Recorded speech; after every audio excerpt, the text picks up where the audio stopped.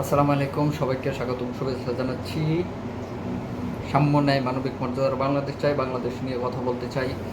তো এই বিগত বেশ কয়েকদিনে নানান ঘটনার ইস্যুতে আমরা একটা ঘটনা আসলে খুব বেশি নজরে আসে নাই, কিন্তু গুরুত্বপূর্ণ একটা বিষয়, সেটা হচ্ছে যে কিছু পত্রিকা নিয়ে জনগণের মধ্যে একটা উদ্বেগ দেখা দিয়েছে। বাংলাদেশের কিছু পত্রিকা এবং ভারতের কিছু মিডিয়া নিয়ে। তো সেই ব্যাপারে একটু কথা বলবো। সেটা হচ্ছে যে প্রথমে আসি যে ভারতের একটা মিডিয়া ব্যাপক আকারে বাংলাদেশ নিয়ে প্রোপাগান্ডা ছড়াচ্ছে, মিথ্যা ভুয়া তথ্য দিয়ে তারা জনগণকে আসলে এক ধরনের অস্থিরতার দিকে ফেলে দিচ্ছে। তো সেই জায়গা থেকে আমাদের করণীয় কি?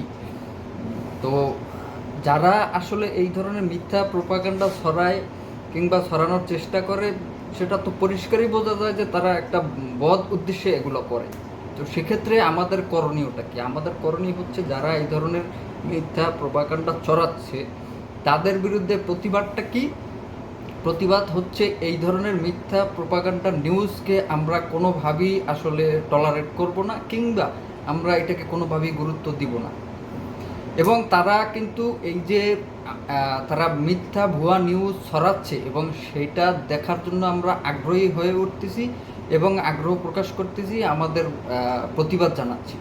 তো আমাদের প্রতিবাদটা এইভাবে হওয়া উচিত, যেটা হচ্ছে তারা কিন্তু এটা থেকে খুবই লাভবান হচ্ছে। তারা এই আমাদের যে এই সেন্টিমেন্টটাকে কিন্তু কাজে লাগাচ্ছে দিন দিন।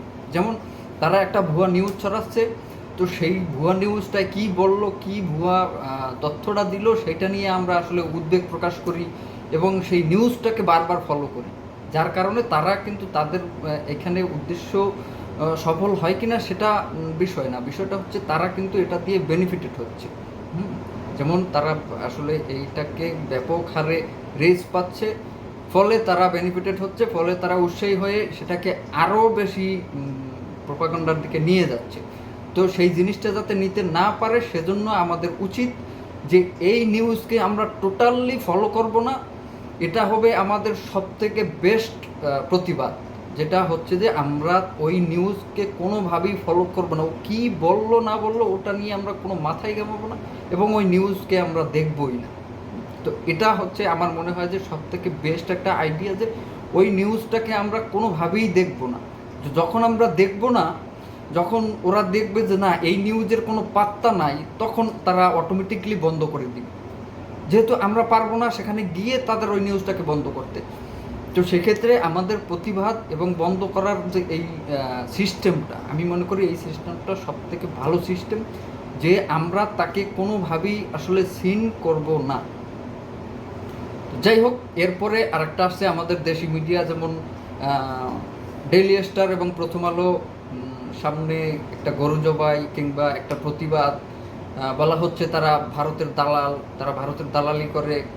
এখানে একটা বিষয় আসলে আমাদের খেয়াল করা উচিত। আমি মনে করি যে প্রথম আলো, ডেইলি স্টার যে সমস্ত দালালি নিউজ করে কিংবা তারা ভারতকে রিপ্রেজেন্ট করে, এটার কিছু সত্যতা আছে, কিন্তু এর পাশাপাশি যে তারা দুই চারটা ভালো নিউজও করে, সে বিষয়টাও কিন্তু আমাদের দেখা উচিত। মূল কথা হচ্ছে যে আসলে তাদের প্রতিবাদের ভাষাটা আসলে এইভাবে হওয়া উচিত যে তাদেরকে ডিফেন্ড করা উচিত যে আপনি এই নিউজটা কেন করলেন, তাকে একটা জবাবদিহিতার আওতায় আনা, তাকে সরাসরি বন্ধ করে দেওয়া। তাহলে তো সেখানে আসলে মুক্ত স্বাধীনতা বলতে আমরা যেটা বুঝি, সেই মুক্ত স্বাধীনতায় কিন্তু তাকে বাধা দেওয়া হচ্ছে। সে তার জায়গা থেকে সে তো বলতেই পারে যে হ্যাঁ, আমি আমার কাছে যেটা রাইট মনে হয়েছে আমি সেটা বলছি। যেমন আপনার কাছে রাইট মনে হয়েছে যে এই পত্রিকা আসলে ভারতের দালালি করে, এ কথাটা আপনি যেমন বলছেন, কিন্তু তার দিক থেকেও সে যদি বলে যে না আমার কাছে ওই কথাটা বলা, ওই অমুকের পক্ষে ওই কথাটা বলা আমার কাছে রাইট মনে হয়েছে আমি বলছি, তো সেই জায়গা থেকে বিবেচনা করলে অবশ্য সে সেটা বলতে পারে। কিন্তু সেই বলাটা আসলে কতটুকু সীমাবদ্ধ থাকবে সেই জায়গাটা নিয়ে আলোচনা হতে পারে, যে না আপনি এই ব্যাপারে কতটুকু কথা বলতে পারবেন। তো সেই জায়গা থেকে যদি আমরা বিবেচনা করি, তাহলে একটা বিষয় দাঁড়ায় যে আমরা কেউ যদি এই ধরনের দালালি কর্মকাণ্ড করে তার বিরুদ্ধে প্রতিবাদ হবে এটাই, এবং প্রতিবাদ আপনি করবেনই।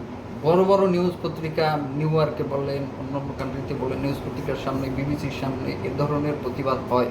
কিন্তু আপনি প্রতিবাদ করবেন, সেই প্রতিবাদটা যেন আপনার ন্যায়সঙ্গত হয় এবং মার্জিত হয়, এবং তাকে আপনি সবসময় আসলে তাদের বিরুদ্ধে যেন একটা সিস্টেমেটিক ব্যবস্থা নেওয়া যায় সেই বিষয়টা আসলে আমরা ভেবে দেখতে পারি। কিন্তু একটা নিউজ পত্রিকা বন্ধ করে দেওয়া আর বিষয়ে আসলে আমি পক্ষপাতিত্ব না। তো অবশ্যই আমি এই মেসেজটাই দিতে চাই যে আপনি কেউ যদি একটা ভুয়া নিউজ ছড়ায় তাকে আপনি সরাসরি প্রশ্ন করবেন, কিংবা আপনি একটা জায়গায় দাঁড়িয়ে তার প্রতিবাদ করবেন, তাকে এইটা বোঝানোর চেষ্টা করবেন সত্যটা যেন সে করতে বাধ্য হয়, সেইটা করবেন। কিন্তু বন্ধ করে দিলে তো আর হবে না। তাকে বন্ধ না করে বরং তাকে সেই জায়গা থেকে ফিরাইয়া নিয়ে আসার একটা চিন্তা ভাবনা যেন আমরা করি। তাতে করে আসলে আমাদের সবার অধিকার স্বাভাবিক থাকবে এবং স্থিতিশীল থাকবে, আমার কাছে যেটা মনে হয়। তো অবশ্যই সবাই ভালো থাকবেন, সুস্থ থাকবেন। ধন্যবাদ।